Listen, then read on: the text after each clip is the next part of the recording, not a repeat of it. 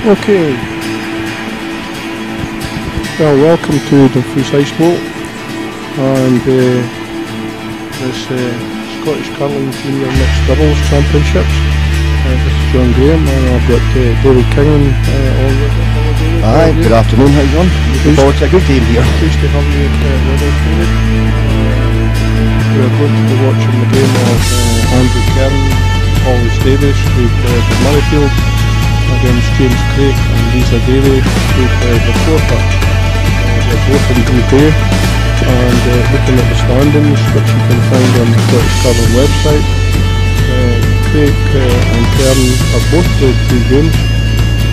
Craig has won 3, while Andrew has won 2 and lost 1, and I believe that this is a make or break for them. Yes, I think Kevin will need to win this to qualify for the knockout stages. And they will need to play well for them to do it. Lisa Davey and James Craig are quite an experienced player. They played here 2 weeks ago in the CCT and got went through the group stage unbeaten through to the knockout stage against one of the world teams. So they've certainly a bit more experience. Anything happy with your colours? Well, thanks very much, David. I must admit that I don't know the players, and I've got more knowledge about them and what they're doing through, I take it through the family, is it? Yes, well, just with watching juniors, obviously, with my son Fraser playing in the juniors, and certainly Lisa Davey and James Craig in under-21 teams. In fact, I think they both skipped teams in the under-21s that actually won the under-21 slam this year, so they are both experienced players. So. Have you seen much of the curling this weekend? I've seen 2 games I've only watched this weekend. Just last night I came in and I was obviously working during the day, but I've come in this afternoon to see another couple of games. So, at the moment this is them just doing the measures for the last stone draws. Quite important, the last stone draws now can come into play later on, I believe, David. Yes, if there's a tie in the on points in games 1, the draw shot can actually put a team through. I think in this group it probably won't come down to that, but you never can tell. But certainly they all like to have the hammer in the first end anyway, so it's important. Have you had a try at the mixed doubles yourself or not? It's one game I've not played. I was speaking to Ian yesterday in the commentating, and to play mixed doubles properly you need to be pretty consistent with your draw weight, and I do struggle at times with that. Well, we're doing some more courses at the beginning of the next season and that, so come along and we'll sort that in a couple of weeks. So I'll hold you to that, John. So mixed doubles is new to the sport of curling. It's only came in since the Olympics. It's attracted quite a following.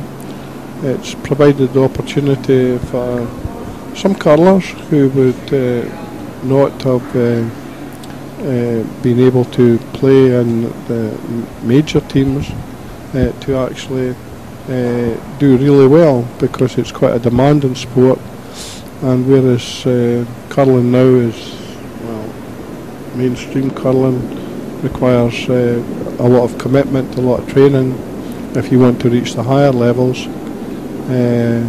Mixed doubles will be the same.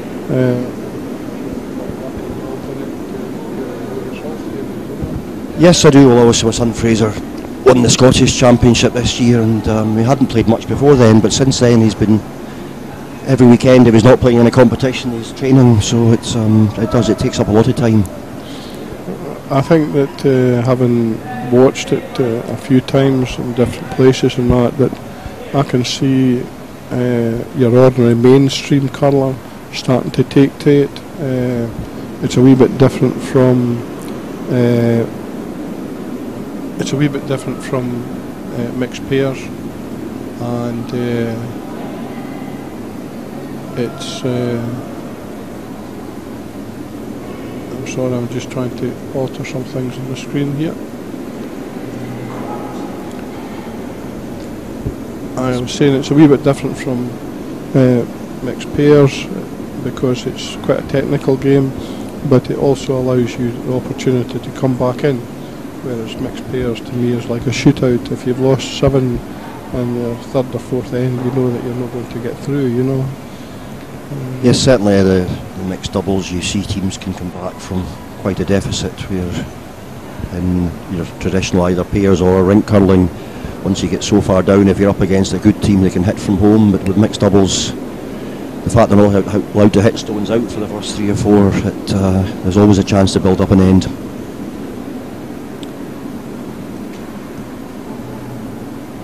See, we've started, and the first couple of stones have not been quite where they wanted them. They'll just be getting the hang of both the weight and the ice here. So we've got James Craik, they're playing the yellow stones, and Andrew Kern playing the blue stones.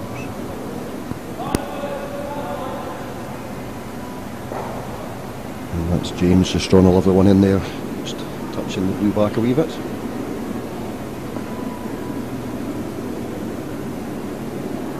Oh, I must have touched the blue back too far, I didn't see that. I see it's been replaced.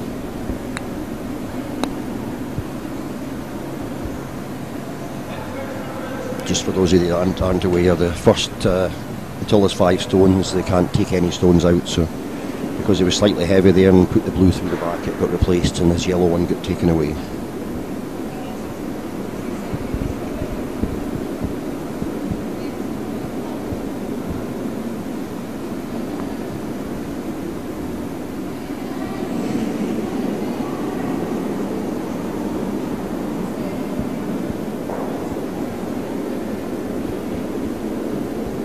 Andrew now deciding to clear the yellow out and give himself a chance when he's got hammer. He's not wanting to allow the other team to build anything up.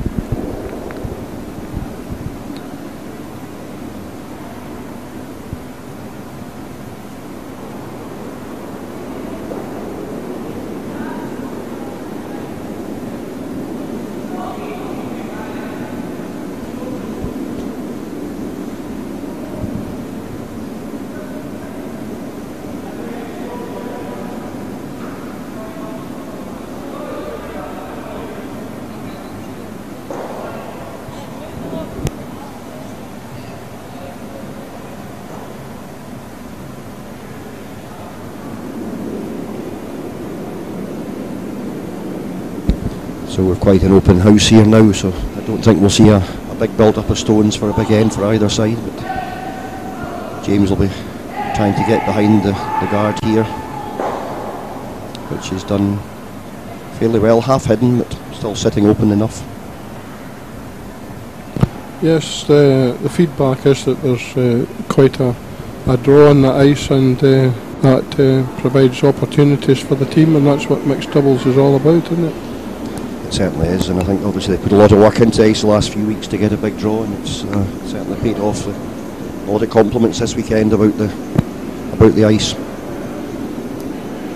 It's not easy. It's a dark science, and when you speak to people like Mark Carlin and that, you realise that there's so much involved in it, you know. Bit of discussion here as to what they're playing, I think.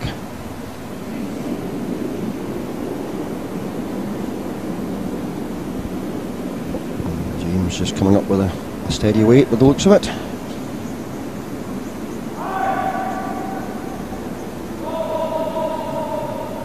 Sorry, it's not James, it's Andrew. I think he's going to be lucky in line. He's finished up in a good position. A bit of luck there, but pretty well hidden.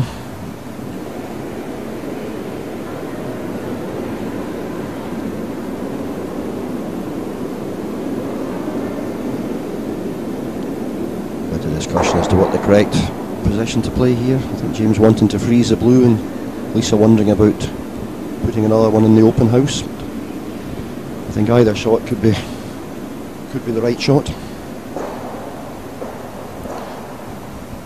Do you get obviously you'll speak to, or Fraser will speak to you about the different things.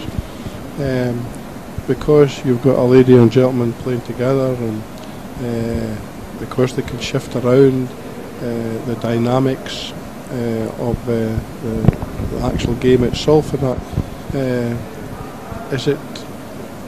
does having the different outlooks make for a different game? It can do to a certain extent, but I think a lot of teams, and probably the right way to do it is just decide one person will tend to call the game, right, rather than have too much discussion. If you're playing actually with a time clock, it's very tight in mixed doubles, and they have a lot of time for discussion. Not in every stone. So I think I know with Fraser and Jane, normally Fraser will call the game, and unless Jane thinks it's totally wrong, we'll just accept. But if there's a big shot to decide, they can discuss it. But the time clocks do limit. I mean, obviously this weekend they haven't got time clocks on, and we've seen some of the games running on quite long. But time clocks do limit the times for deciding on the technicalities at times. That's an interesting interesting information, because it's not something that I'd actually just thought about so specifically, if you know what I mean. So I'm not sure how the times worked out, but I know from watching the mixed doubles and time clocks compared to the rink games on time clocks, it seems far tighter. Right. But that may just be the perception, because they're doing more moving up and down the ice between stones, whereas in your rink curling, you're leading your second or sitting waiting to play as soon as the last stone's finished. Right. So the Blues will be trying to take this yellow out in lie 2, but they've missed it. So.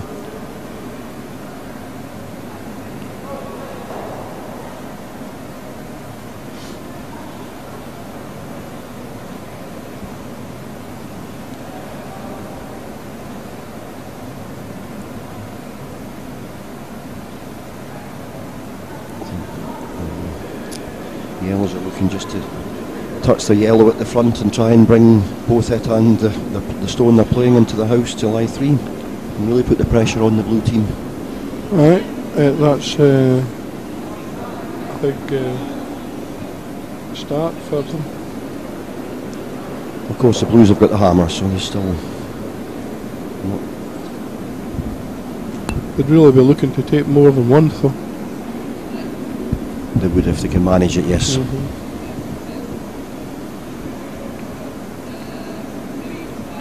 Of course, we must remember that this is a game where quite often you see teams working on big hits so that they can take doubles, if not trebles. Nothing's sacred in it.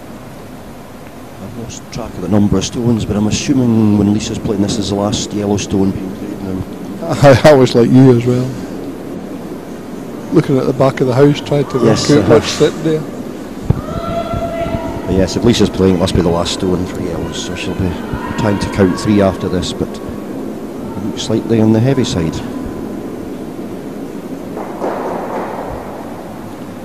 So she's caught it right in the nose as well, leaving the Blues a chance of taking a 2 if they can hit and lie. How an end can change on just the turn of one stone, eh?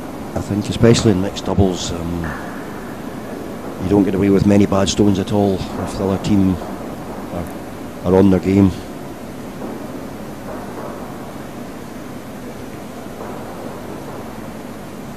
He did miss this stone with his last one, so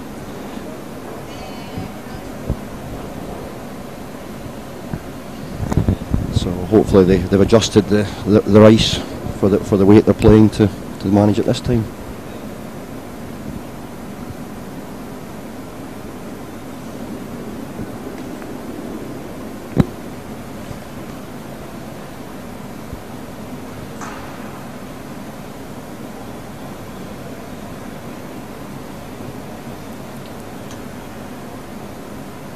So this is Holly Davis, is it?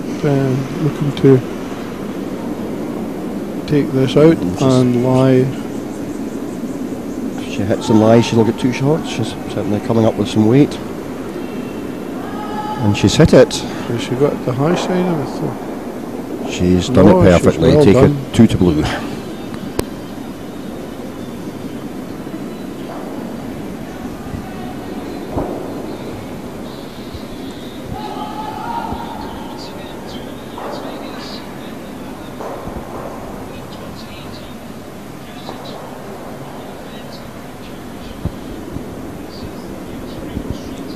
So now we move on to the second end. The stones will get pre-placed again, and this time Craig and Davy will have the hammer, the last stone.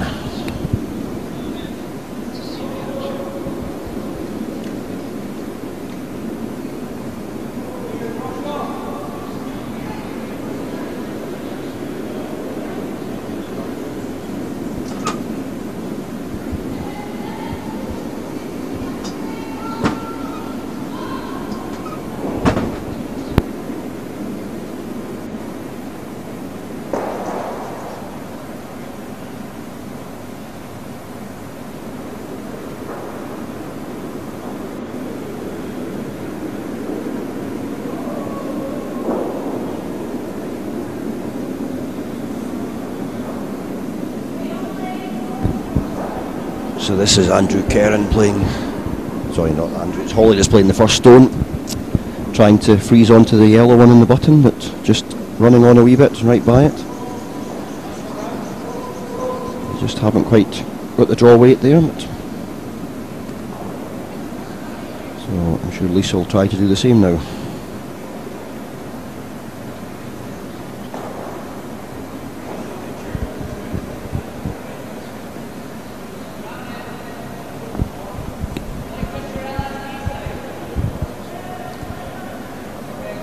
Obviously very important in mixed doubles to get rid of the ice and the weight of the ice very quickly, or you can end up being quite a few shots down.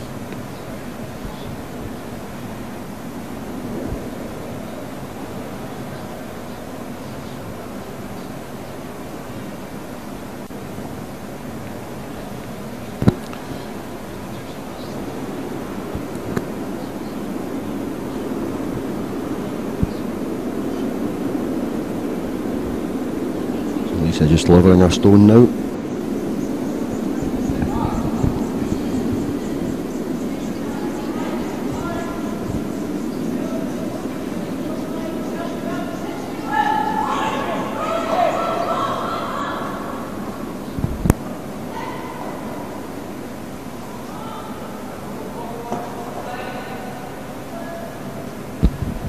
So that's finished right behind the guard. Now 2 yellows sitting there. So. And it'll be Andrew's shot now. His aim will be to just freeze on top of that yellow as well.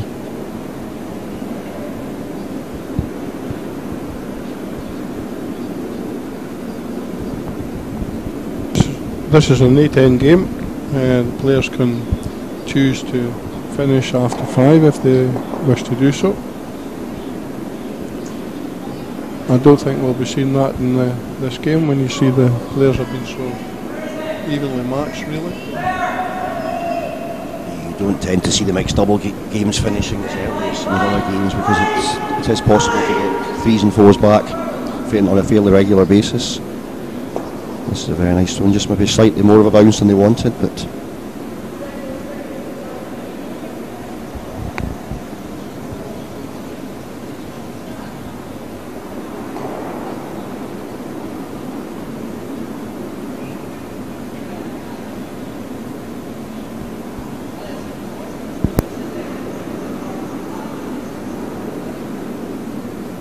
so you can see the guards not being moved. It can be moved as long as it's not removed from play until the 5th stone, is it, David, is played? yes, the 5th stone, yes.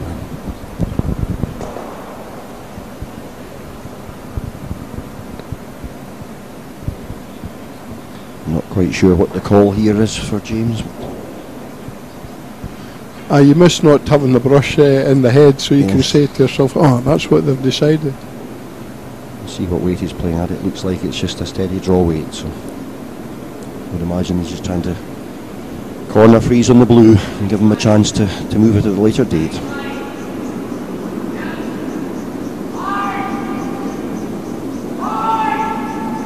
Is he catching that guard or is he getting past it? It's very close. He's managed to squeeze by it. He has. And in fact, this could be almost perfect. Just moved that blue a touch. And now lying 1 yellow, I would think. Looks like it.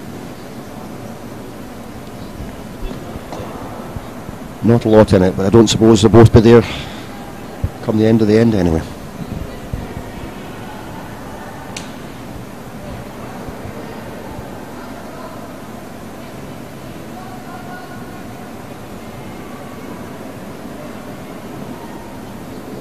I think the call here was just to give a wee touch on the front yellow to the side and leave the back blue lying, leave the blue behind it lying short. But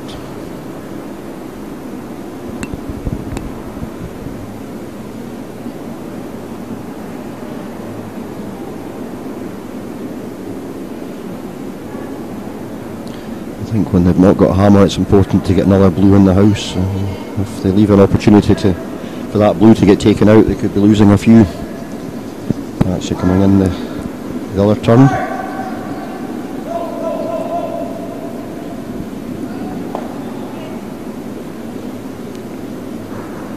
And although yellow's shot, it's not too bad a position, is it, David? It's not. No, although yellow's shot, they've the 3 yellows are all behind the tee, whereas the blue's at the front to come in. So.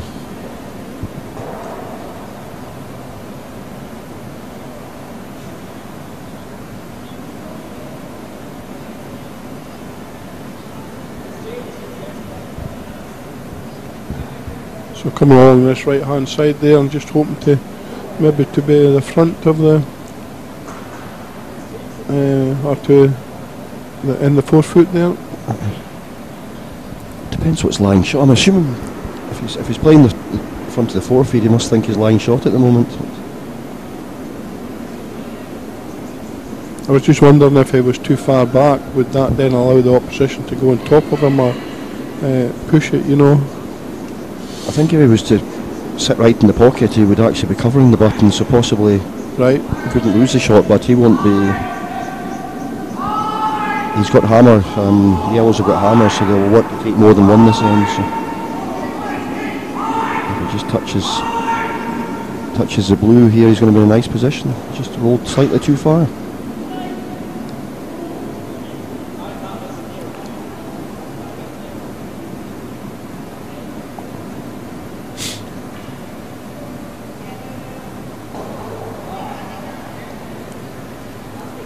There is a big build-up of yellow stones there. If there's a way of getting the blues away, it's a possibility of a big score. But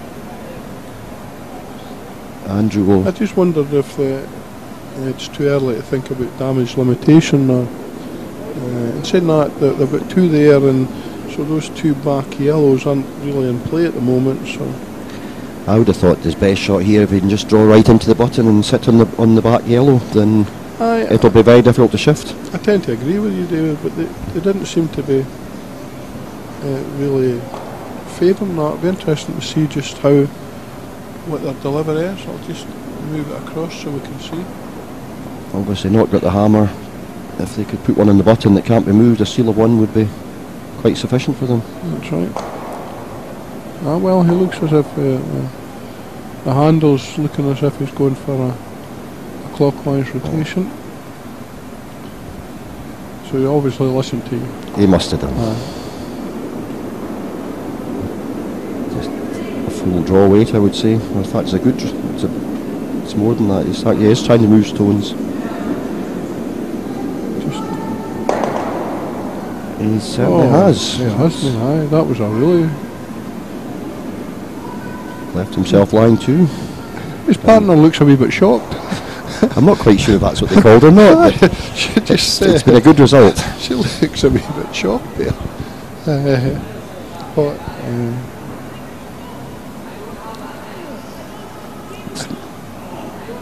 Maybe I'm being unfair. I just had that look.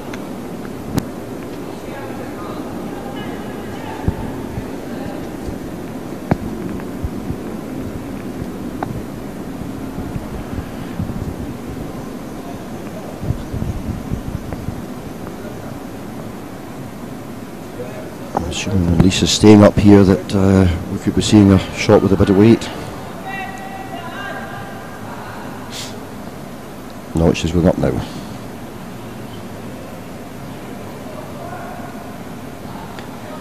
There is a shot here if they can get it perfect to take both blues away, but we need to squeeze by the front guard.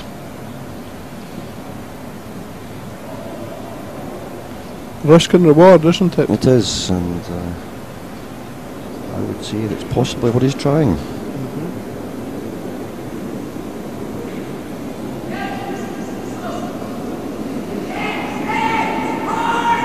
And he's certainly not far away either.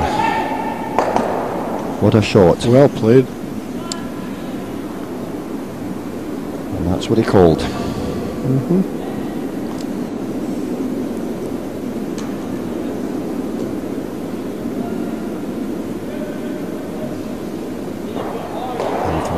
This will be blue's last stone here, is it? And it's shots like that that I think make it such a dynamic game.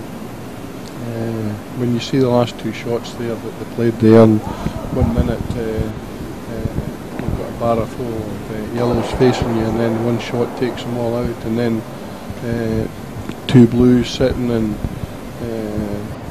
another shot takes them out, and the game's changed backwards and forwards so drastically. I think if you were speaking to a coach for mixed doubles, they probably said the blues shot was the wrong shot to play. He should have been just sitting in the pocket instead of moving them, because it did give the yellows an opportunity to clear the house end of the blue stones. It looked good at the time, but not now when you look at it after one more stone. No.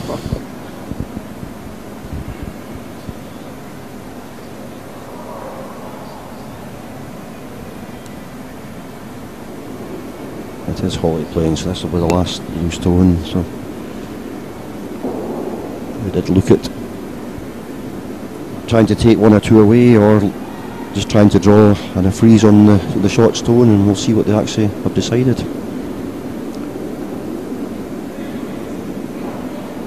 Must be going to draw in this pack. Just a draw and freeze to the yellow, which if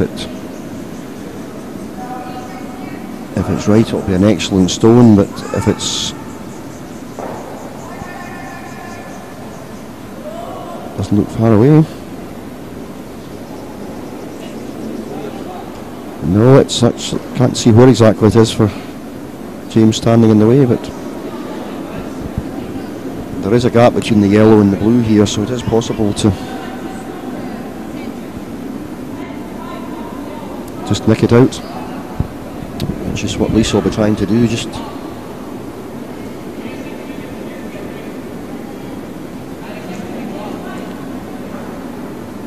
nice hack weight if they get the ice right and the blue goes and leaves them lying 5.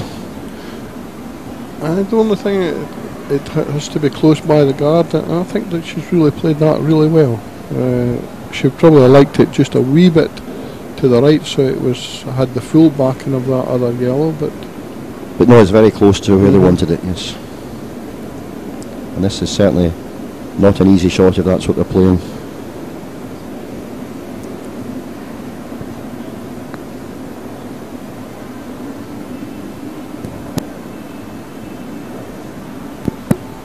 This team discussion and support time, eh?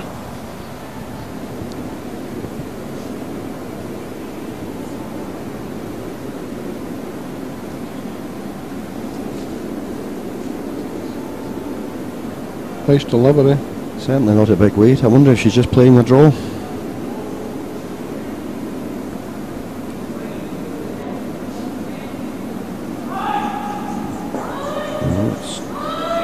Need to let it drift. She's not quite curling enough, I don't think. No, a steal of 1. Very close, but just took slightly too much ice.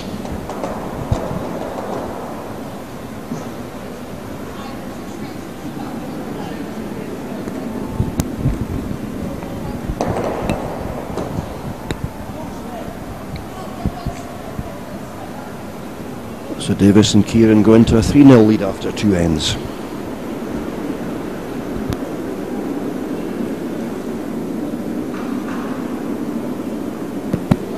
So whoever's got the hammer can position the shots as to where they want, but normally they tend to put their shot in the house. Yes, they would always do that. I mean, I think it's. I can't think of any reason for them to change them round. But the option is there, apparently. So I've been. So yes, so I believe.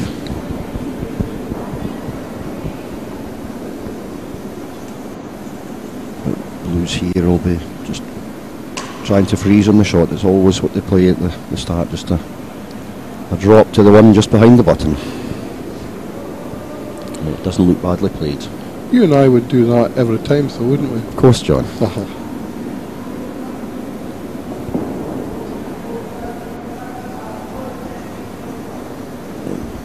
Can't get much closer than that.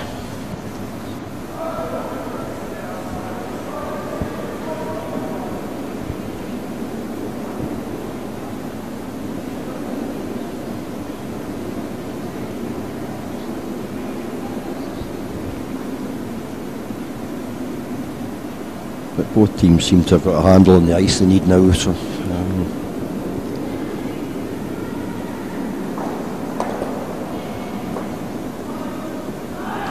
and there is a big swing, so plenty of room to get round the front guard. Although this one looks like it may not be. Commentator's curse. They'd probably be going for that just to open it up, maybe. I think they were going for the draw to them.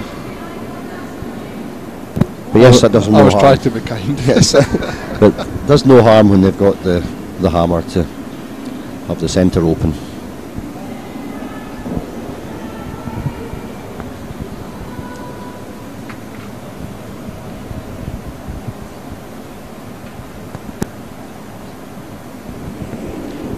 It does make the draw more difficult now because the yellow stone there at the front is almost on the path for a draw to the button.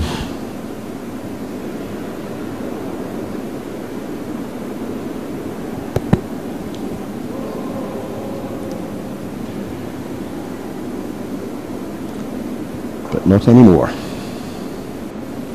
You were right enough though, David.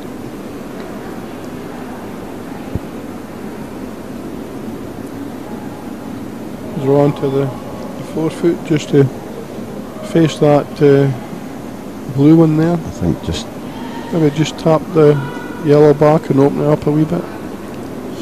Yes, I think just put a wee gap between the blue and the yellow so that they can push the yellow through, the blue through at a later date if necessary. They're always thinking 2 or 3 shots ahead.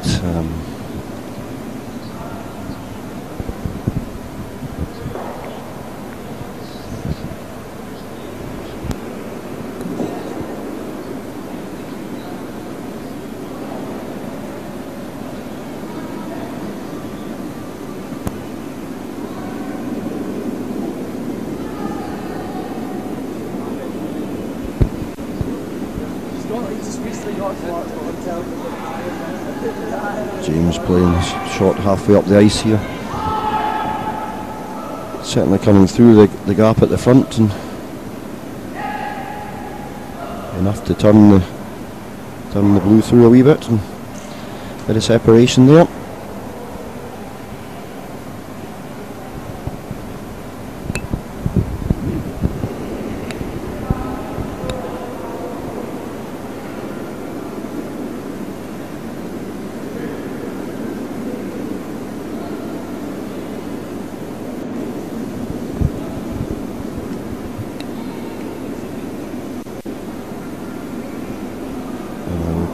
And Andrew will be trying to play a similar shot to that. He comes up.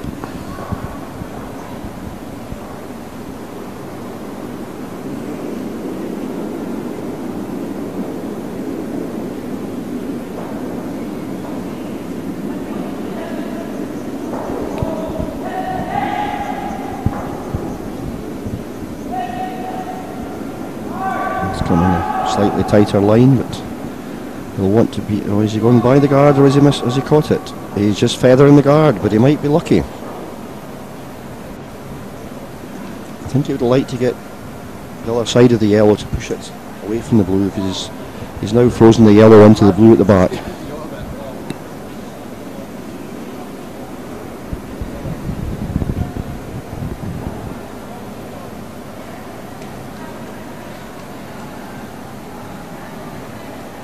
So I think Craig now looking to touch the blue at the front of the button just away and roll in behind the guards.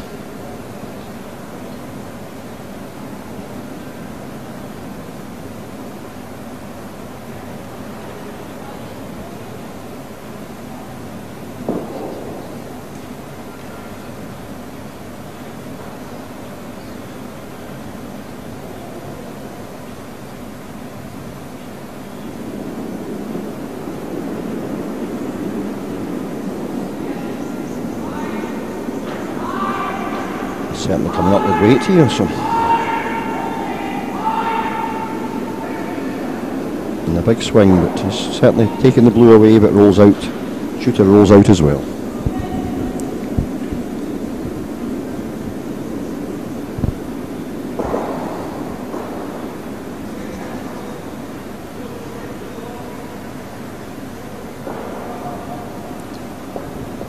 But if blue can manage a freeze right on the yellow here, then again it makes life difficult for the yellows to build up any score.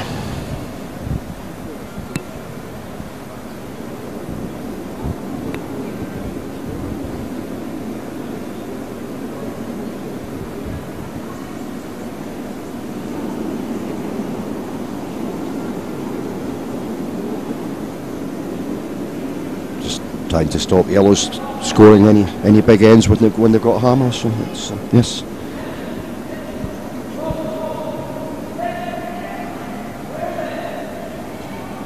Looks like a nice line here. I'm not quite sure about the weight. It's not far away. It's an excellent stone. Very difficult to hit that blue out without moving both yellows away at the same time.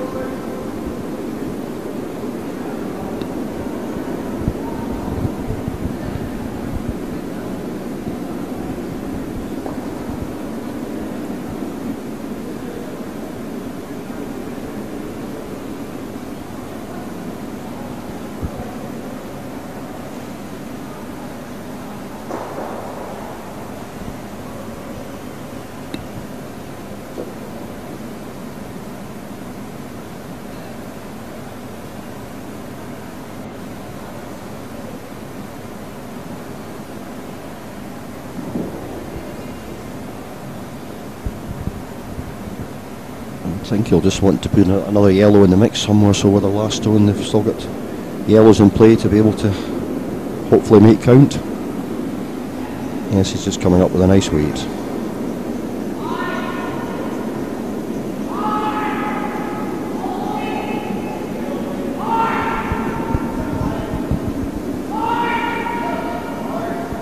Certainly moving the blue, and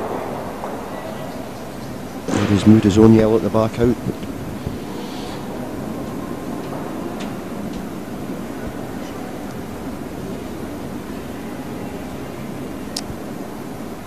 Just Andrew having a good look to try and decide what was shot, and is now calling a guard, so I would imagine he thinks that he's lying short at the moment.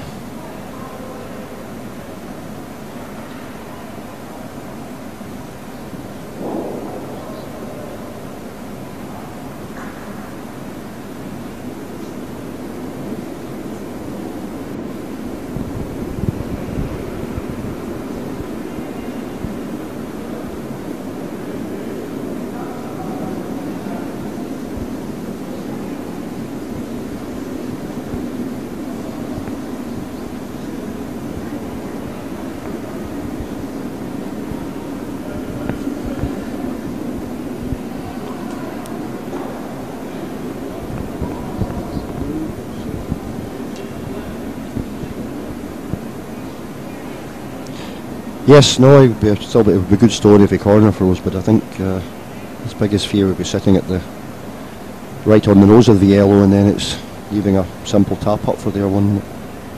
I don't think he'll be over concerned if he loses a one when he hasn't the hammer. But I'm sure the guard is what the call was.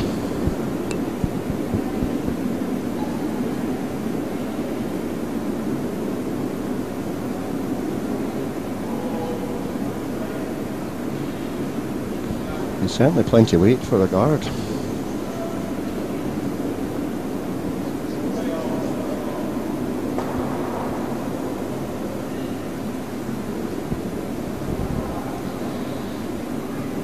Not quite sure with the way they're lying. I'm sure James and Lisa will be having a good look at the angles to see what's going to go. They certainly can hit between take the two blues that's in, that are in the 4 feet away and lie two.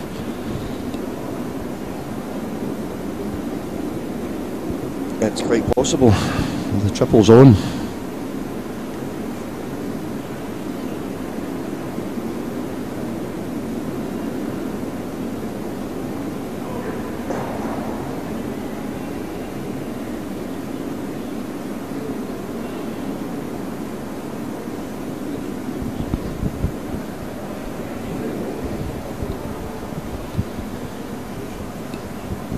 He may decide just to play a draw weight and freeze in the corner of the blue and hopefully leave a shot with his last stone.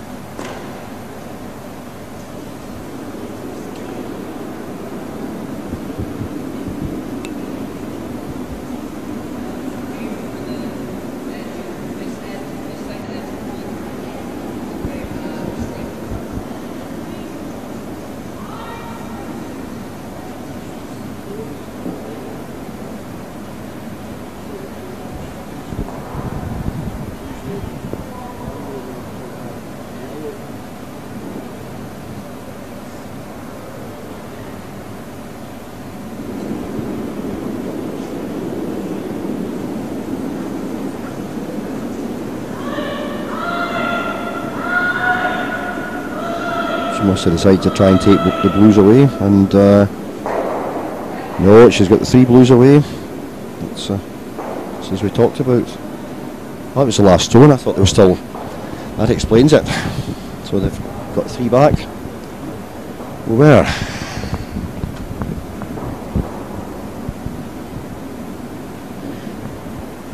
Can change quick. So back to Peels.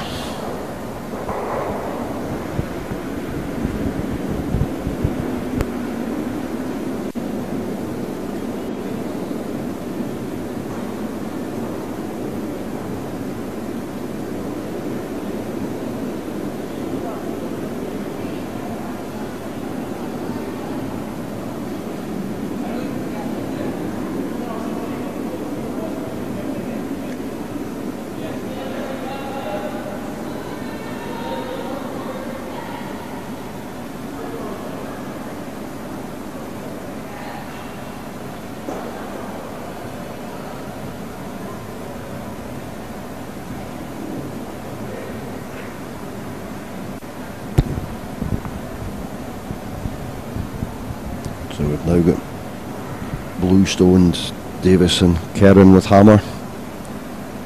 Their stone just behind the button. Yellow to play first.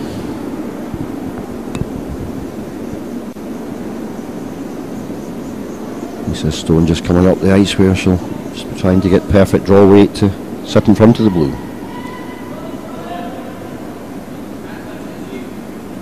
Taking its time to bend here. Just slightly heavy, so touching the blue but staying out at the back.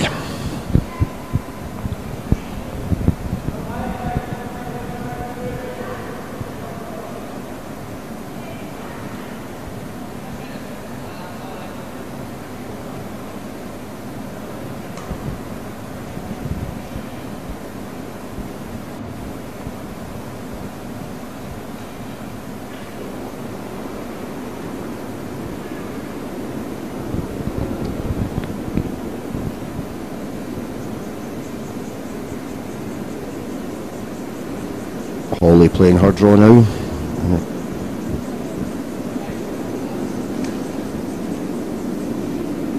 Again, just trying to draw into the 4 feet. Is she getting by the front guard? Just by the front guard, but just slightly lacking in weight.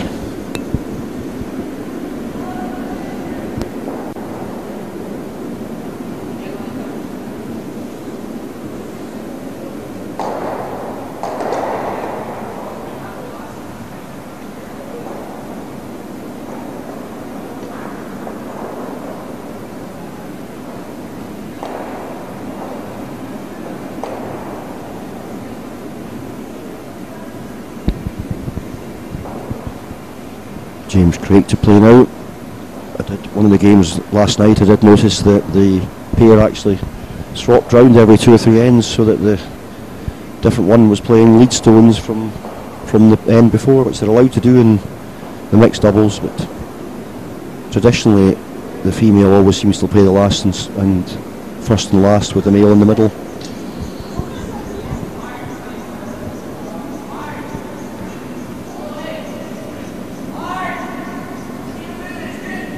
Yellow coming up with a draw, just trying to get behind the guard and sit in the bottom.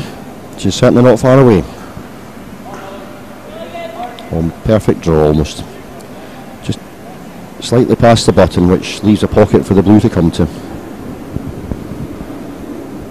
They would always prefer just to be on front of the button if they can manage it.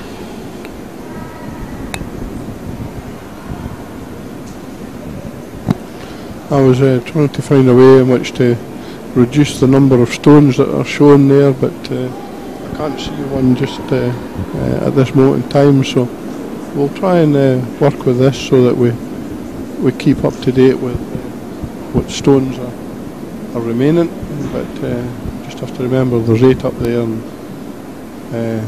they're only playing with 5 plus 1.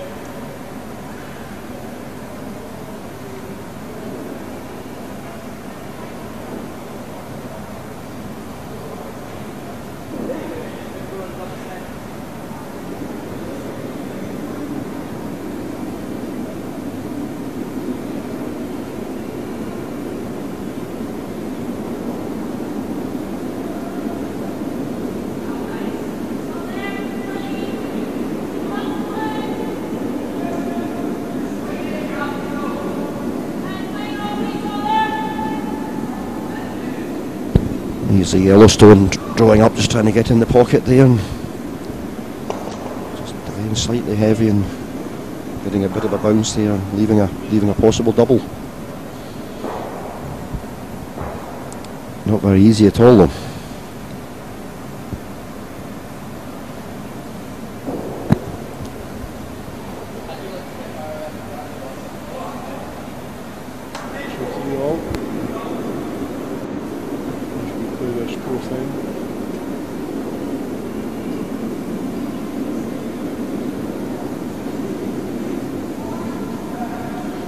Andrew Kern playing the blue, really needs to win this game. And he's having a look at the run back here. There's a possibility. I see him eyeing it up. If he catches the yellow perfect onto the blue, he could actually take both yellows away and leave himself line 3, but a big call.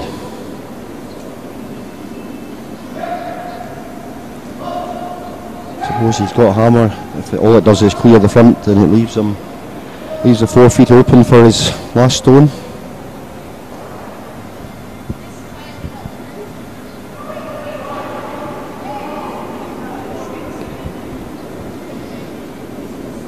What I also like about the mixed doubles is that all the players seem to know each other, they get on well with each other, and even although they're competitive on the ice. I think the juniors play in that many competitions, they do. They're very, very friendly, very sociable whenever they meet up. And he's just been unfortunate there. He hasn't quite caught the right angle, and he's left his own stone there as a guard at the same time, so hasn't even cleared the front.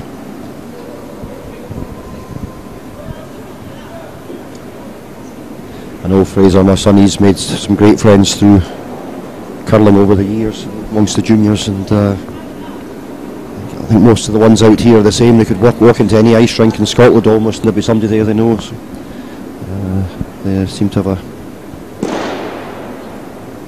And some of them could just about walk into some country in the world and there's somebody there they know. Probably right as well, yes.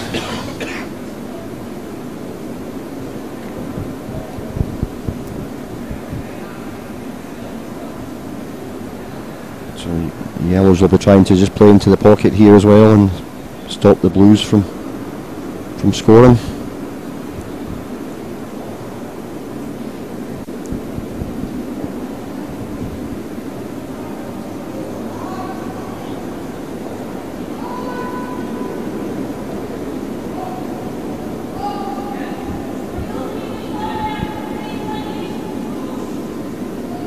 Just a draw weight.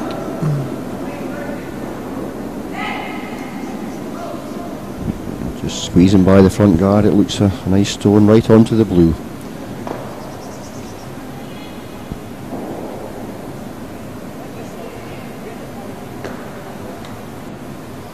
Certainly not easy to move without moving the blues behind, and he won't want to risk that. I think the call was just a draw to freeze onto the yellow again.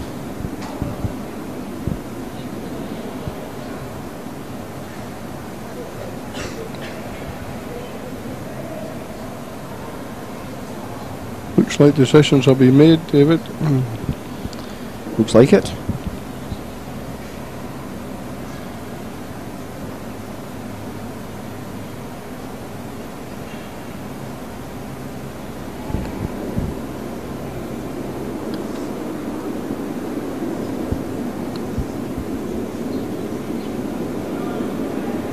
Just following the last yellow stone up.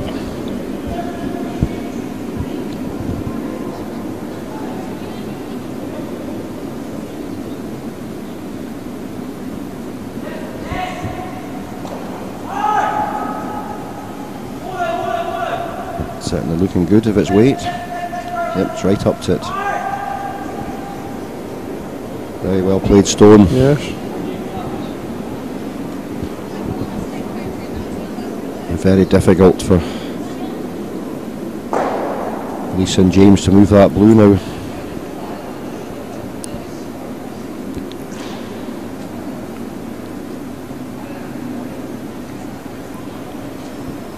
He needed to get that one in though, because the two blues at the back are very, very vulnerable.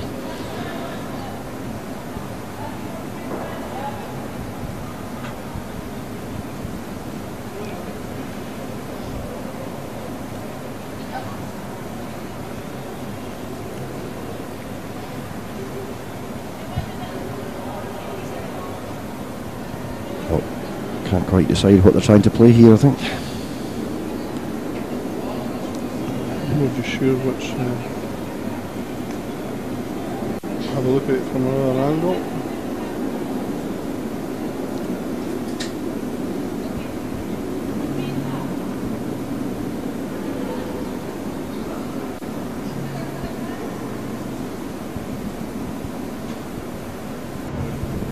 They've moved out, we can see it. Couldn't quite make out what their call was here. Lisa was talking about just drawing the left hand side of both the blue and the yellow there, lying in the white. Not unless you play an awful lot of weight onto the blue coming down the right hand side there. There is a possibility of moving all three blues at that, and maybe losing one or two yellows, but still leaving one or two there.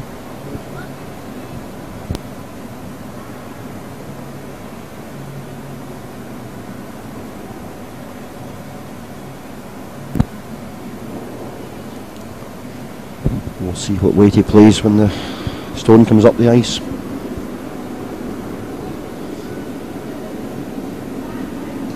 Yeah, this must be the last stone for yellows as well, isn't it? So, not coming with a big weight.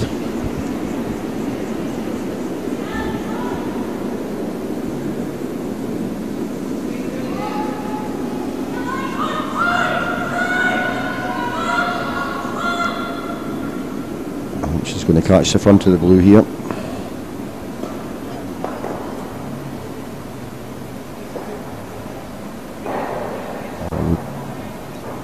I would think. Some ways I couldn't save it, David. It is. I would think blues are lying short, but they're going to make it very difficult for blues to get more than one out of it. Apart from a draw right to where he's putting his brush just now.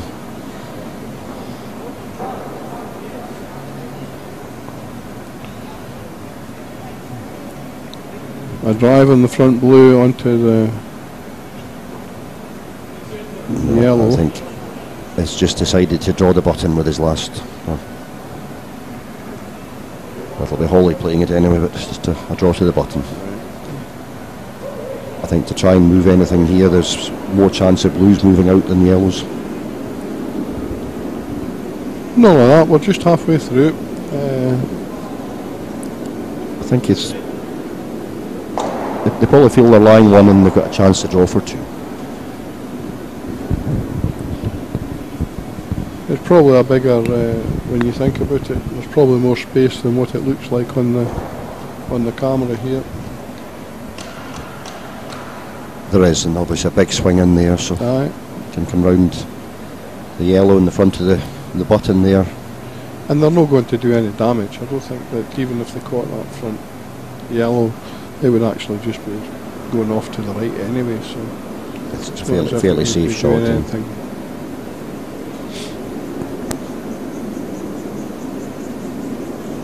So the stone's just coming up. All depends on its weight. Well, I think it was short, they just decided it was burnt.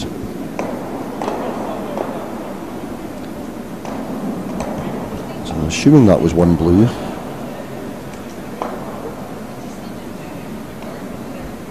I think if blue wasn't short, they would have been playing a different shot with the last stone.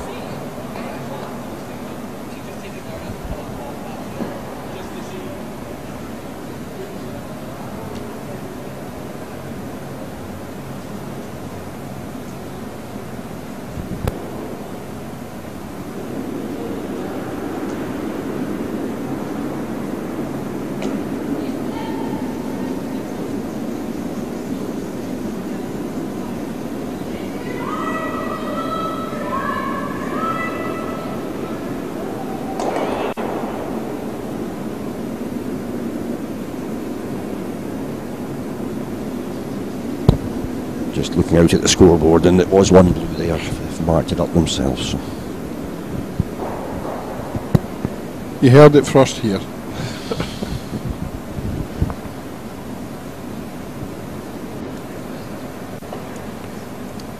So Davy and Craig back with hammer again this end. It's certainly a tight game now. Neither team called a power play yet. It's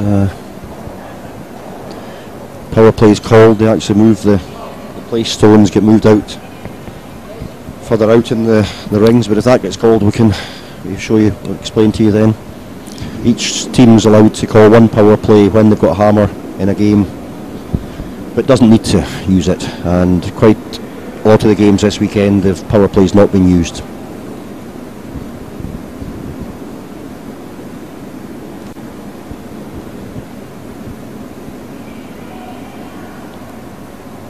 Holly just trying to drop to the yellow, but just slightly heavy, and just moving the yellow back a bit, but not putting it out.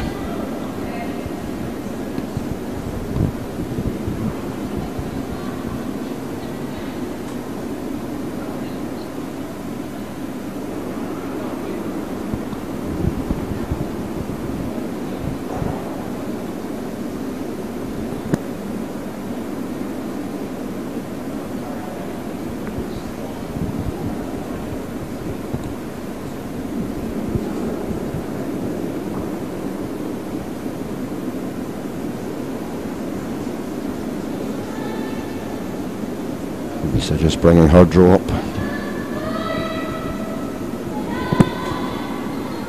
James looks quite comfortable with the weight.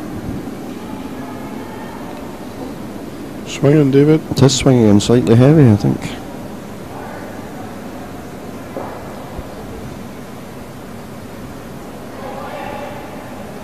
Difference between perfect weight and heavy is very little when you're delivering on this ice, as we know, John. Yes.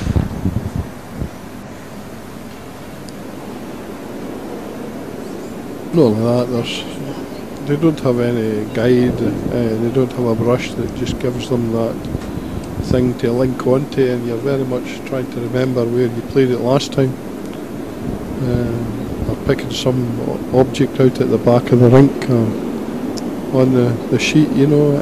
I've tried that in pairs before, and then somebody moves along and stands in front of it. But they don't seem to manage quite well, but I must admit, I like to have a brush in the head to aim to. My skip doesn't say I always aim to it, but I always try. My daughter said that the brush was a kind of guide. That one just catching the front guard. I think it was just lack of weight more than anything else.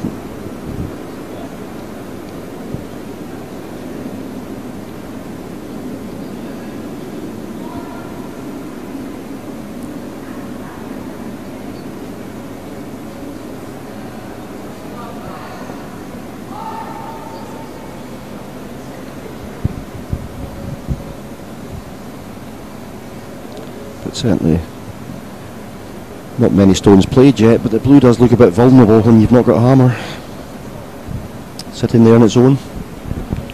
I was just trying to work out what the draws are, and whether or not you can play through there, or do you play around the.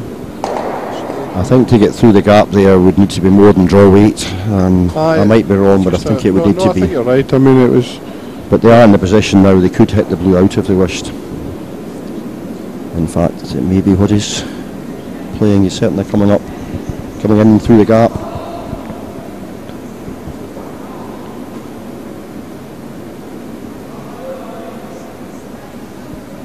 If he's by the guard, but I think he's just misread the ice and caught the front guard. He's going to put another blue in the house.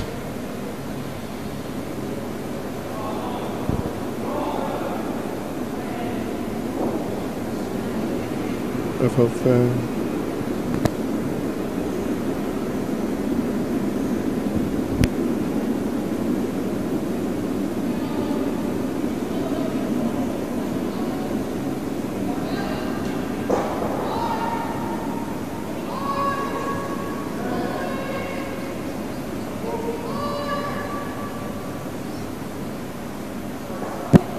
David and I were just trying to work out to make sure we've got the right number of stones shown at the top that relates to the number of stones played. So. This will be Andrew's last one, I think, and Holly's still one to come, but I think he'll just be trying to draw around and into the yeah, but he's got read the ice wrong as well and catching the front, and they just seem to have this end as if not quite managed to get the right lines. That could be a game changer.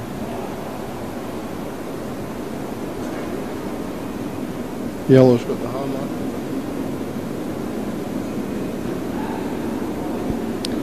If they could move this blue, and there's a lot of pressure on blue with their last stone. So James Craig to play his last stone of this fifth end. The Scottish Curling Junior Mixed Doubles Championships here at Dumfries in southwest Scotland.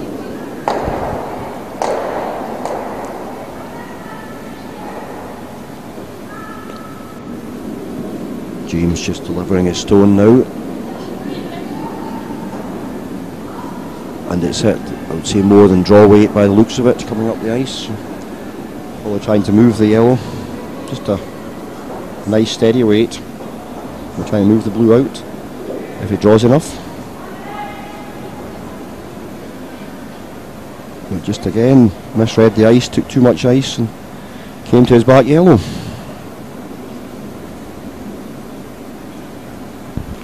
It's one of those things, mind, you're damned if you do and you're damned if you don't, because if it had been too light and it crashed to the front, would be, oh well, too little weight and that, and there was probably, his weight was good, like.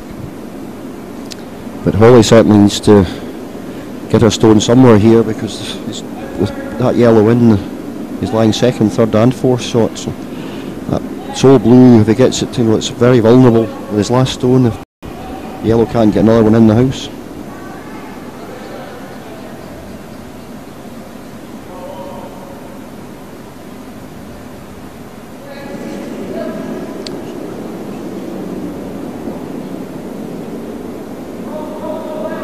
It's not the last stone. We must have got the numbers wrong, because it's Andrew that's playing and he's taken one yellow away.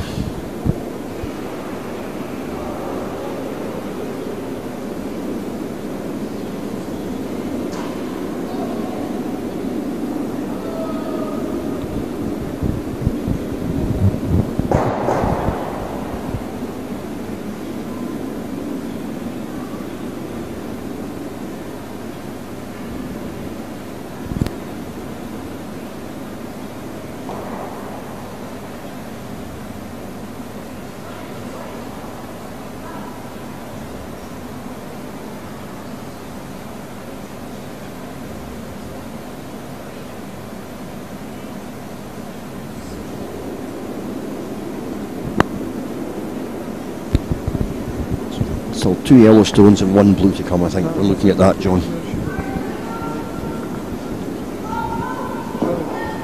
So I think there's two yellows and one blue still to come, just to clarify where we are.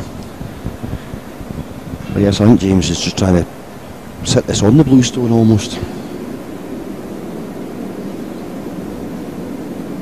Just to draw to the blue and try and use it with his last stone.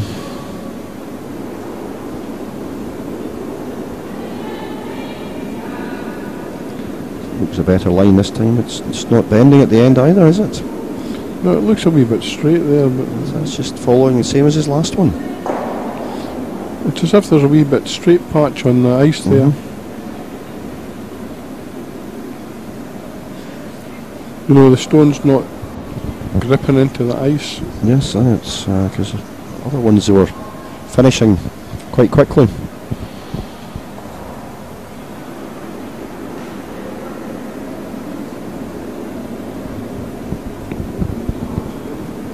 Certainly Holly needs to place a good one here to stop the chance of the blue getting taken out.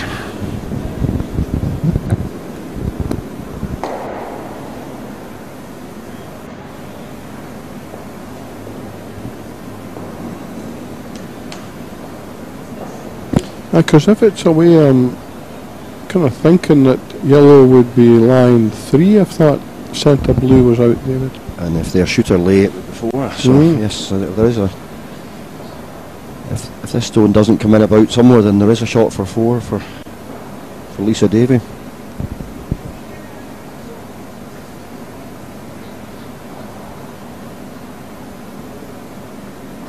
I think they called a shot just playing this to top 4 on the centre line, almost just to.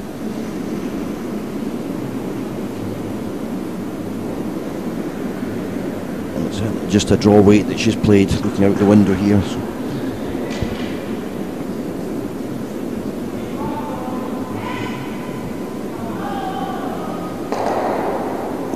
But this one's bending more. Oh, but it's got weight on it, so is it has. Too heavy?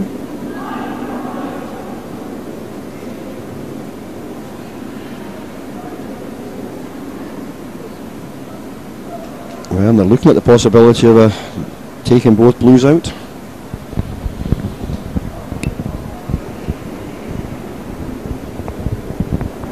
You say earlier, John, risk or reward, do you go for it or do you play safe and take your one?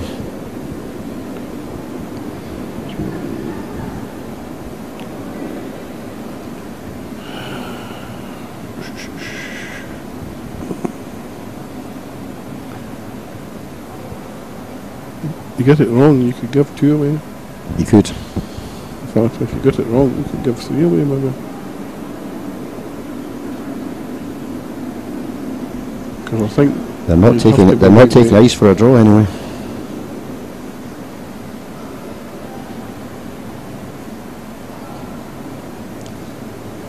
Trying to hit quarter stone of the blue and hit both blues out.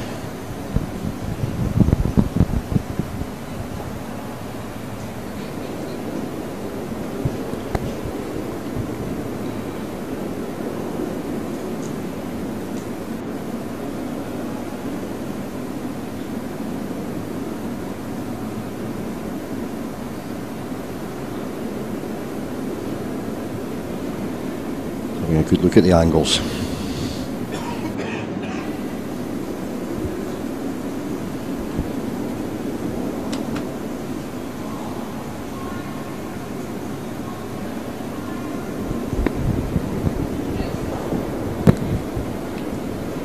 So the last stone here, and the result of this shot could change the game either way.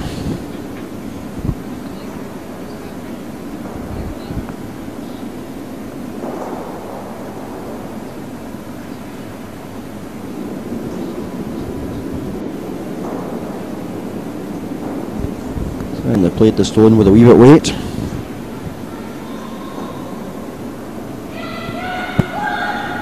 Shouting desperately for a sweeping. Swinging too much, and the blue's going to catch the blue almost in the nose. But her shooter lies and she gets one, so not a bad result.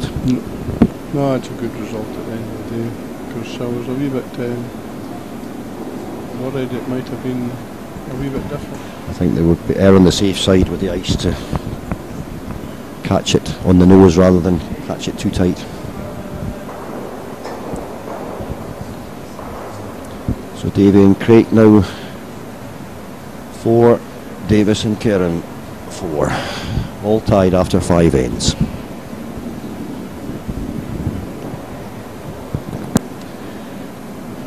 And this is where Davis and Karen decided to call their power play. I'll let you explain this, John. You might understand the rules better than me. Once per game, each team may carry out a power play.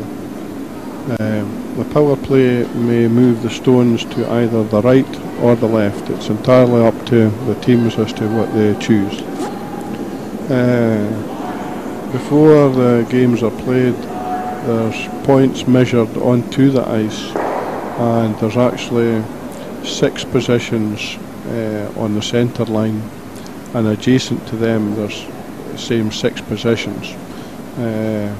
And before the game starts, the umpires decide which forward position, which guard position that the guard stone is going to be in, and it's like that for the whole competition for every rink. It doesn't change.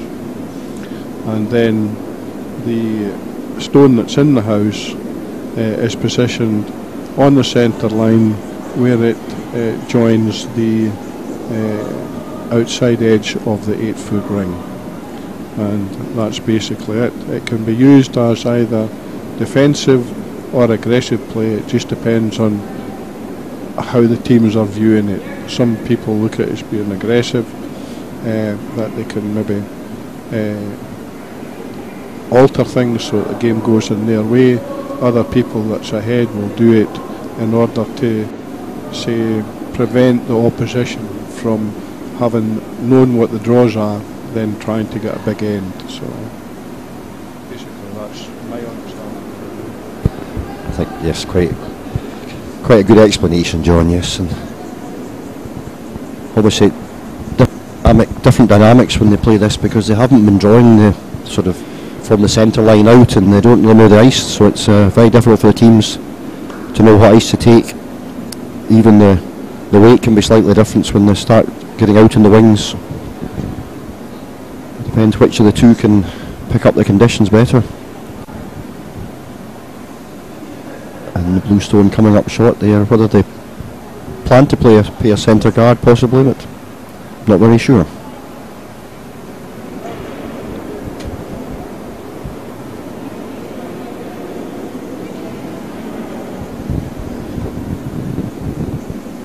But obviously when you call your power play, your expectation is to score a minimum of 2 shots at the end of the end. got one behind the corner guard, and you want the chance with your last one to draw to the centre for your second shot, if you haven't built up more than that before then. I'm just trying to work out the permutations of that new guard out there, from the position of both teams. I wouldn't imagine that the blue actually would have wanted to place it there. I think they probably were short with their weight. It certainly can suit the yellow if the yellow can get one on the button behind the centre guard.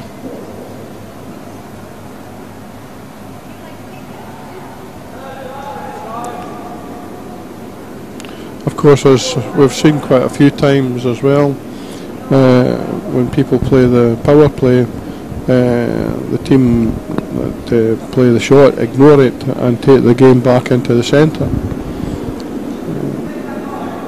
But then it's a question of, do you keep playing your own game or do you play their game, you know? So it's a very tactical game, the mixed doubles. Somebody will write a book on it someday. The most interesting shot I saw with when the power play was taken was the team actually hitting their own guard, playing a tick shot where they can't obviously take it out of play, but actually hitting it onto the button and their shooter rolling out, and then there's the power play is totally useless to the opposition by then, and they've got their stolen the button. A very, very clever tactic, but you need to be pretty accurate to hit that corner guard onto the button.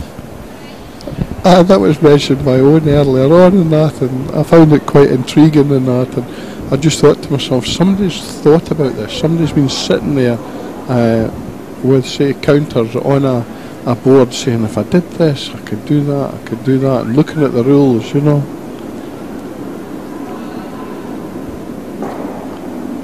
It's just like the Australian Grand Prix there, where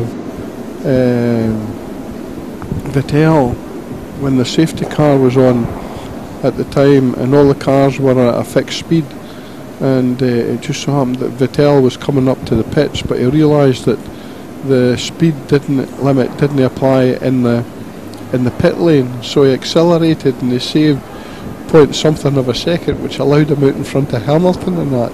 And it's great when you think about these things. It is. It's just thinking out of the box. And here's me having difficulty and just making sure that I press a button and get a rock at the top of the screen.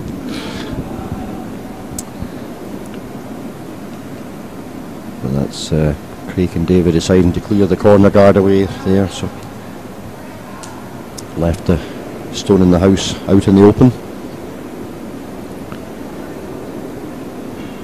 So after this end, there's only 2 ends remaining in this 8-end game.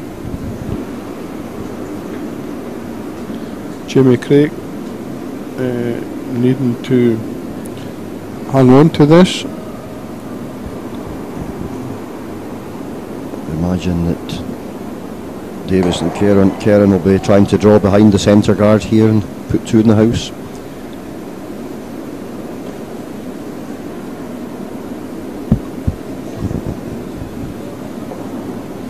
Exactly where it's coming, depending what their weight's like.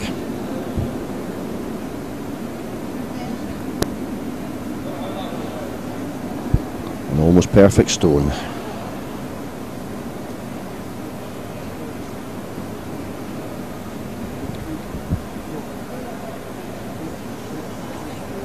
Top 2 in each section go through, so I think James Craig is, but he will want to finish top of the group because technically it gives you an easier draw in the quarter-finals.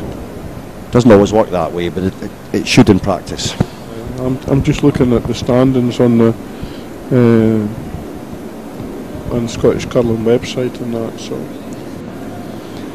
James immediately looking at the double takeout here.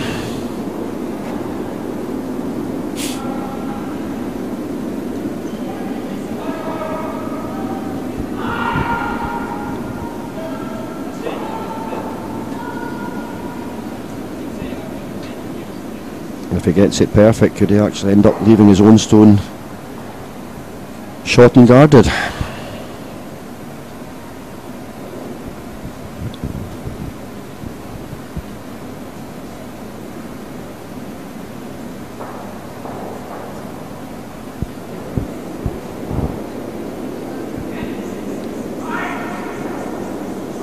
heavy played.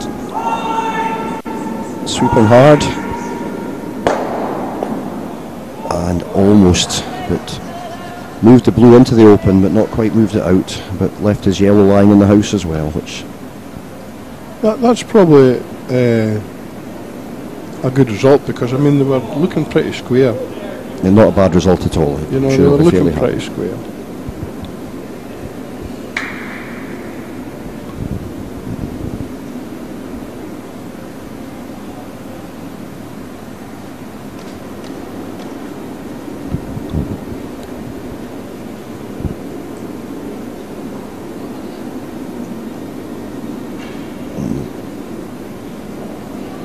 Blues just looking to draw another one in behind the centre guard. I think somewhere in about between the 8 feet and the 4 feet in front of the tee.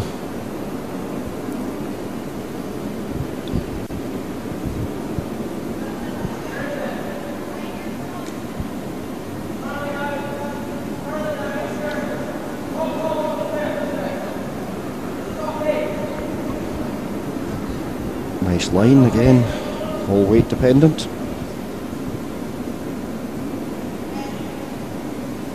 Just where they called it. That's a good shot there. There's no chance of a double on that.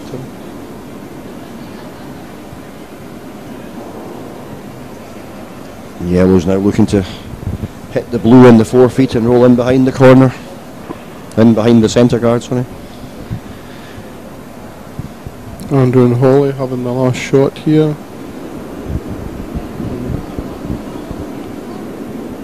Once Jameson, after Lisa plays hers. I think the main thing for Lisa here will be to take one blue away anyway, so that they can't lose too big an end. The hit and roll would be good. It's difficult. They'd have to draw the button. James having a good look at the yellow behind him. The fear is that if they get the wrong angle, they actually hit the blue onto the yellow and leave it in the house.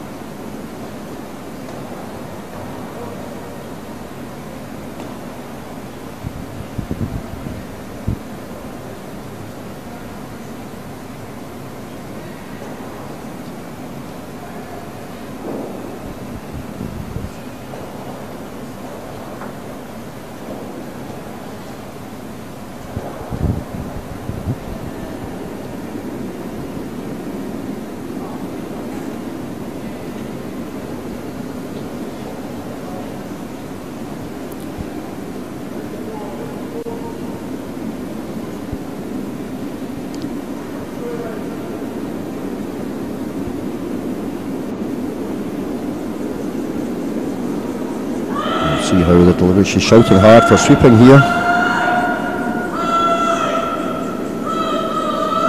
And she's just managed to nick the blue out, but rolled out herself, leaving Holly with a draw to the 8 feet for 2. And her delivery really looked good. When she come out straight, and there was no sign of a flick or anything. So. No, I think it was just more swing than they expected. Again, what we talked about, so weight dependent, so perhaps maybe just needed a wee, although she seemed quite a decent sized weight, maybe just needed a wee bit more, or more ice. Yes, either or.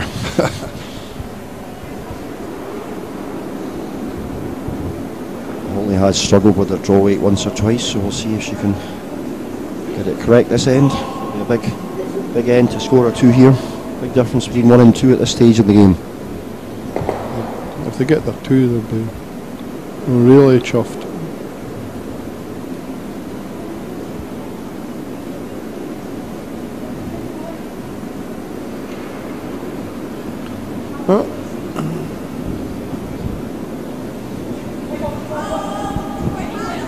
Yes, she's played it well. Up to her own blue one.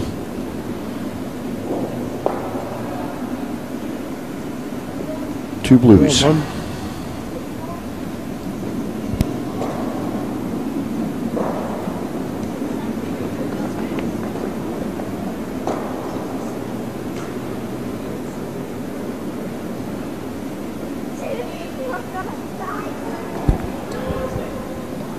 Now Davis and Kieran 2 shots up, 2 ends to go, so all to play for.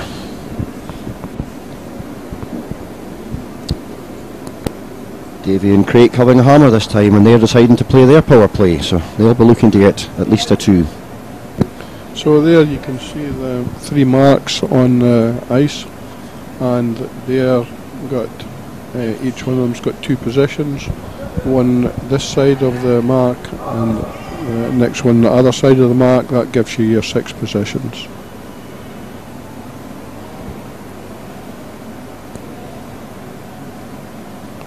And like everything in curling, it's only necessity that brings an umpire on, so they don't need somebody to position the stones and that. It's all based upon players being genuine and honest. And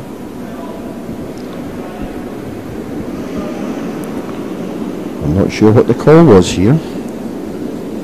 Just a tick to move that to the centre. I think it may be what we were talking about, John, where they've called a tick. If they can, they're not allowed to hit this guard out, but if they can hit it into the house, but no, they've actually missed it altogether.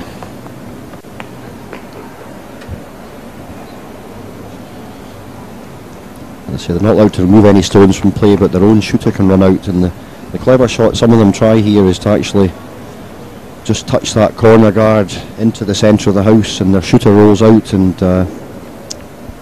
it means you've then no corner guard left, and the power play is almost negated.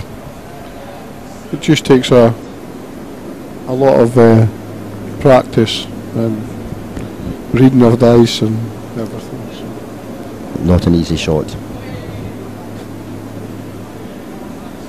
But it's shots the better teams are starting to practice, and as you've seen in the rink curling, the tick shot is now getting commonplace. It's in the top teams, they can manage it almost every time. Whereas so is that happening all the time in Yaba, is it, David? No, if only, John, if only. I just thought I would ask the question, like.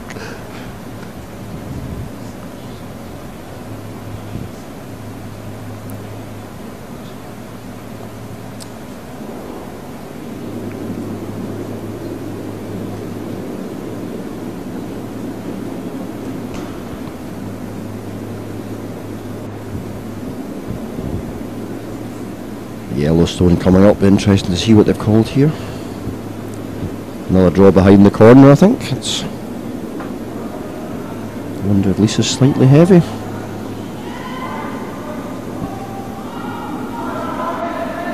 Just right through the house.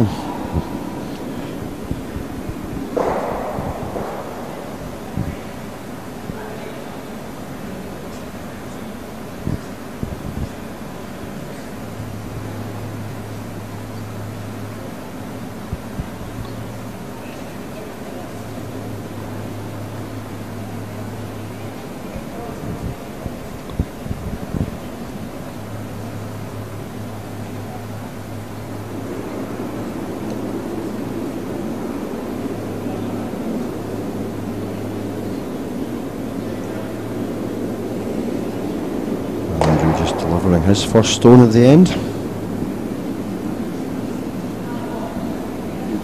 Light by ice and weight, he just draw behind the corner and freeze on that yellow stone.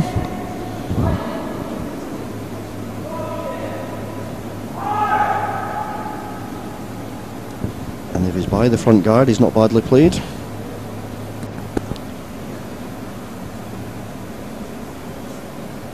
Just very slightly short of weight, so yellow's still lying short.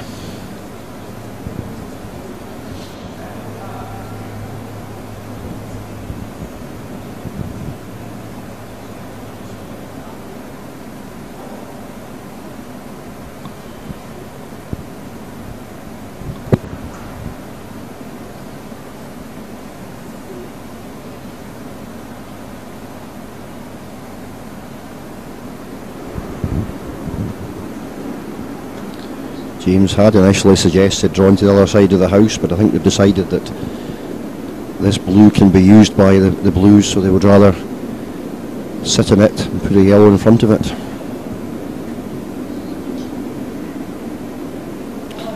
Be quite prepared to give up a blue, be quite happy to give up a blue, a one this end. They would be when it's a power play, yes. If they force them to take their one, especially at this stage in the game, means they will go into the last end one up with the hammer.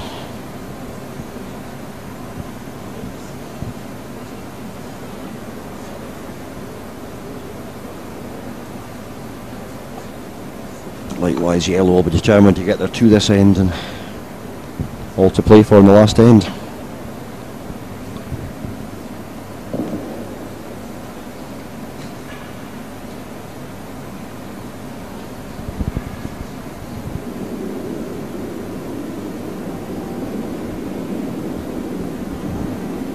I just wanted to touch the inside of the blue, whether just to freeze on it or whether to move it a wee bit. No, he's coming now. They went back to their first call. I've drawn one to the other side of the house, but again his weight's just on the heavy side. Still in the house, but I think blue will be lying second shot. I think you're right there, David.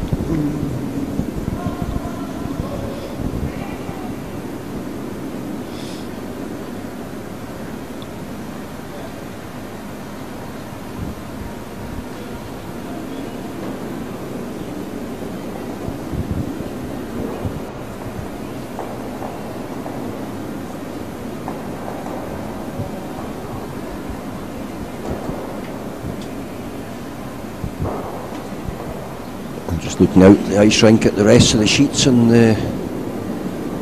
none of the games finished yet. There's been quite a few games finished earlier on in the weekend, but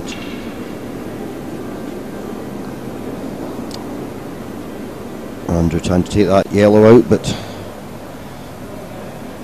either misreading the ice or not playing the ice he meant to play.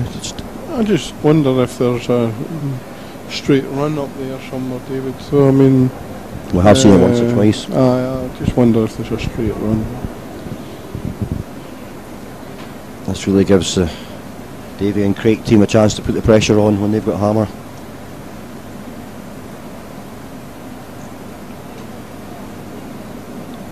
I think we'll want to put another one in the house and covering that back yellow stone as well at the same time.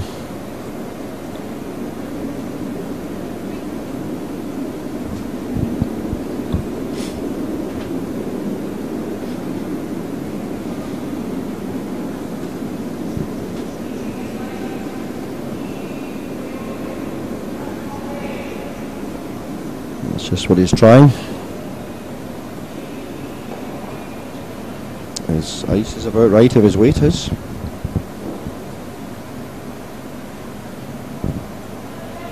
He's just possibly drawn slightly further than he wanted to. So. And now we're looking to hit that yellow and take the yellow behind it out at the same time. And the way that the angle and that could run across to the right, left, sorry, and maybe even the second shot there. Touch some rocks up the top there.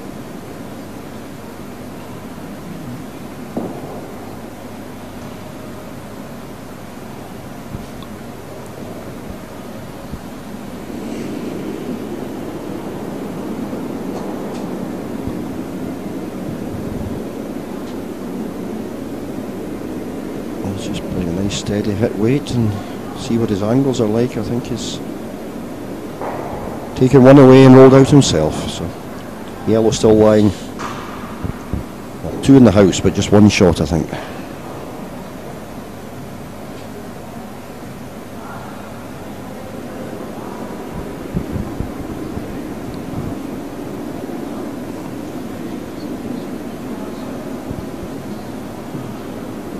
And I think James is calling a draw to the other side of the house again, just on the tee line. Try not to set up a double.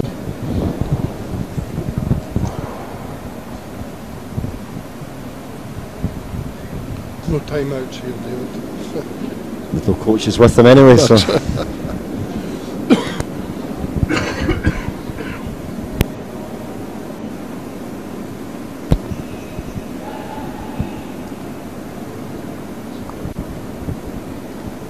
has to count his shots and certainly doesn't want it to be too heavy in it.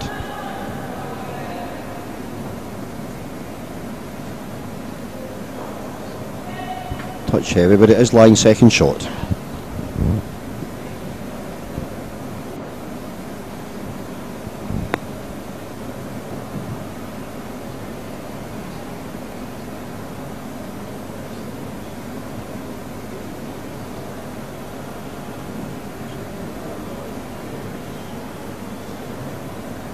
Second shot, yes, yes.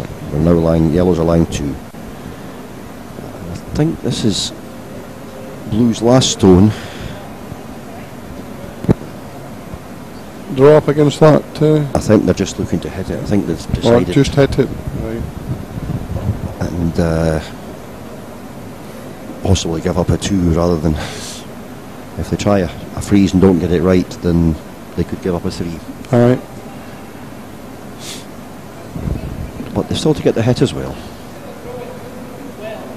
Well, as we've seen, it's possible that you can go past down the centre there. Depends which hand they come on.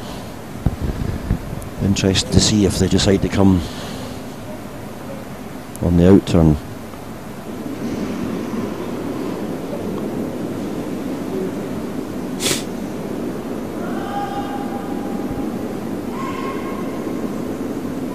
It looks fairly well played.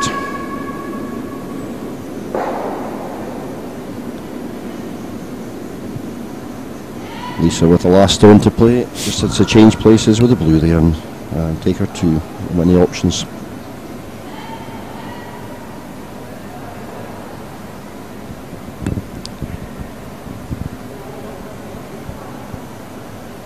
It's been a good game, David. It has, it's been a very tight game, and if she plays this as we'd expect her to do, then we're going to the last end, all peels.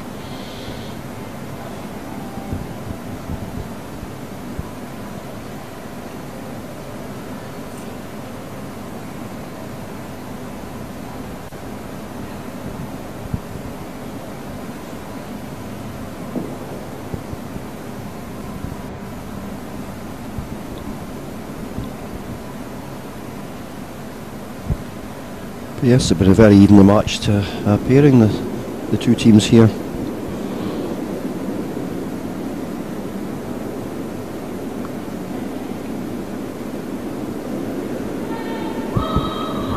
think she's nailed it.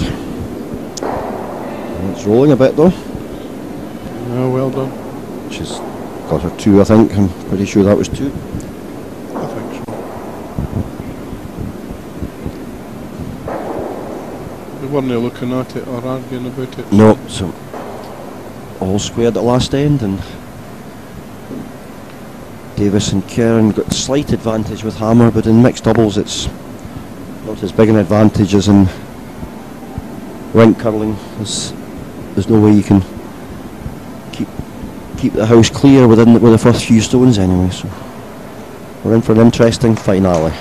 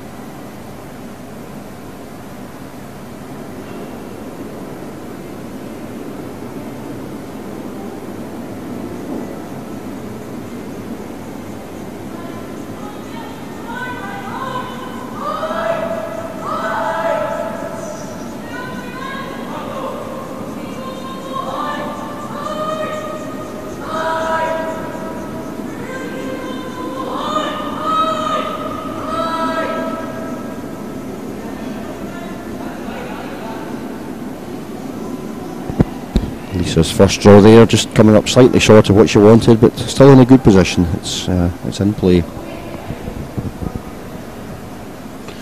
think Holly will draw around and try and get right onto the button this time, David. I think that's what she'll try and do. I think you've got to just play, forget about the fact that you'll need one shot. You've just got to get stones in the house, and last thing she'll want to do is disturb the front guard at this stage anyway.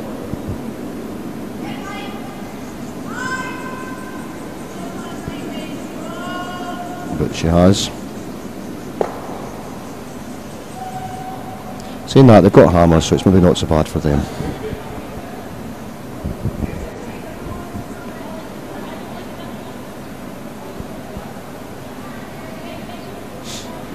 Lisa and James will certainly want to keep the stones in play in the house to prevent them getting hit out at a later date.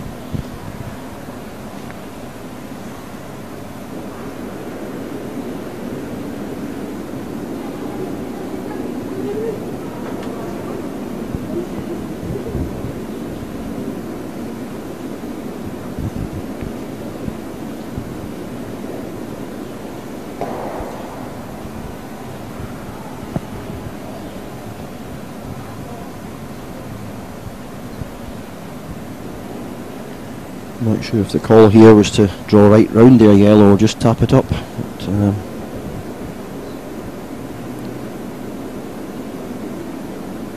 just playing a steady draw weight by the looks of it anyway.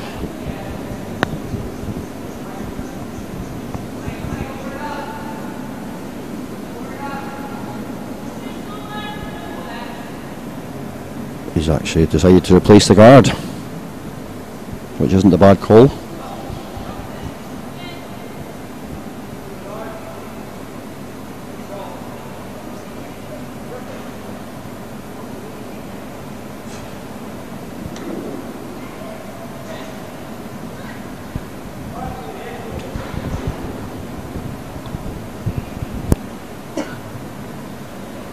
Some of these players are really strong in their sweeping. It makes such a difference when you watch them and that. And yes, they are. They're on to this directional sweeping now as well, the juniors, and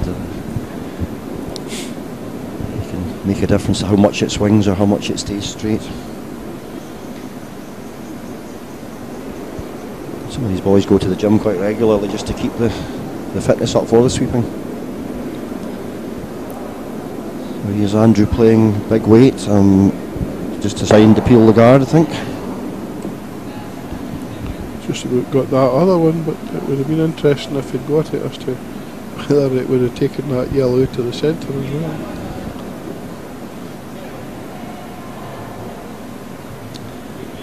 I think Andrew just calling replacing the guard there, but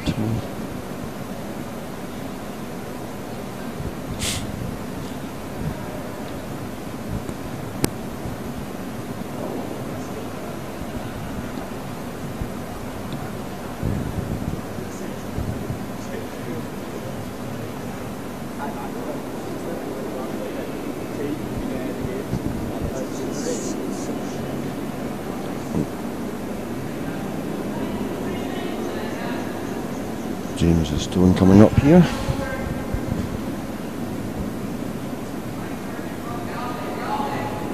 Yep, just trying to put the front guard on again, and done it successfully. It's been two excellent guards.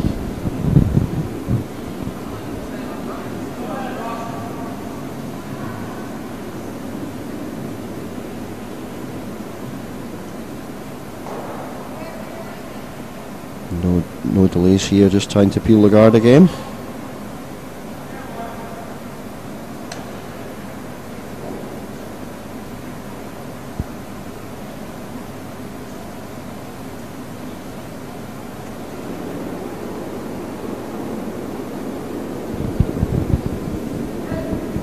Obviously Davy and Craig will have to actually try and get a shot in play before the end of the game.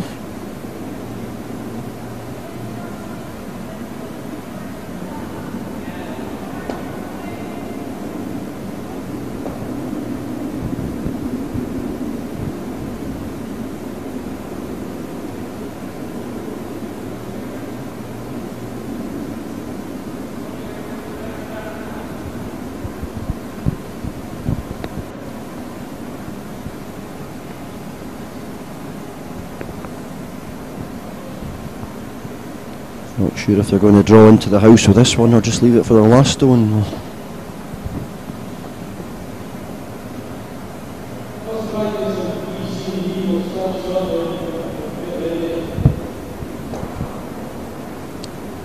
Well, their games must all be quicker than ours. They're starting the practice for the next game on the rest of the sheets.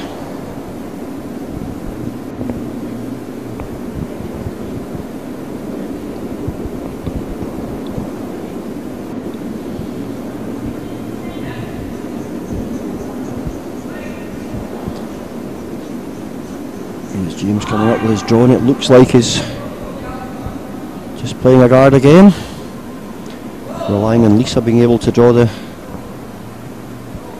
4 feet with her last stone.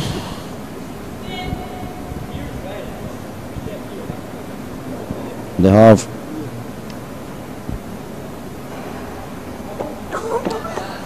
But James not looking to peel the guard this time. I think he's actually looking to come in the house. Not James, Andrew.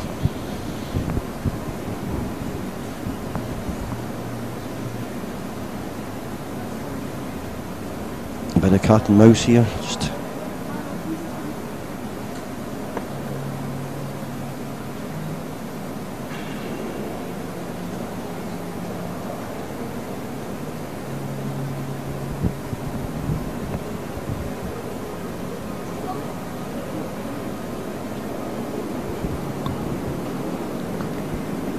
but he's lying short here. If he puts a guard up at the front and to stop the draw, is there a shot left for?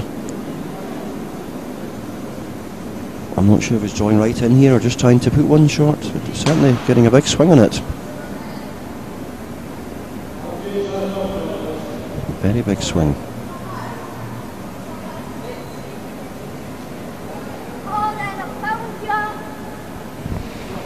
This will be Davy and Craig's last stone, which they need to make count as shot. Lisa looking to draw right into the button.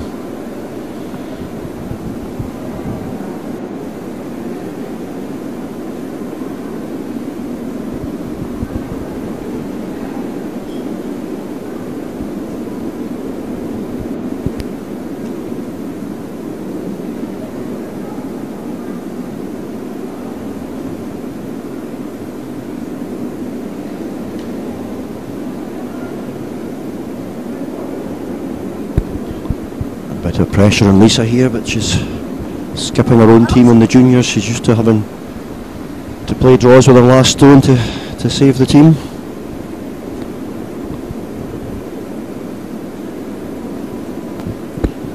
It's also tight with the other, well, the scores aren't up in the McCormick Carrick games. It must have finished. Here's a draw coming up, and going to catch the. Is she tapping it up enough or not? She's not moved it, so Blue's lying shot, so it's game over. They don't to play the last stone, so Davis and Kerrin win the game by one shot.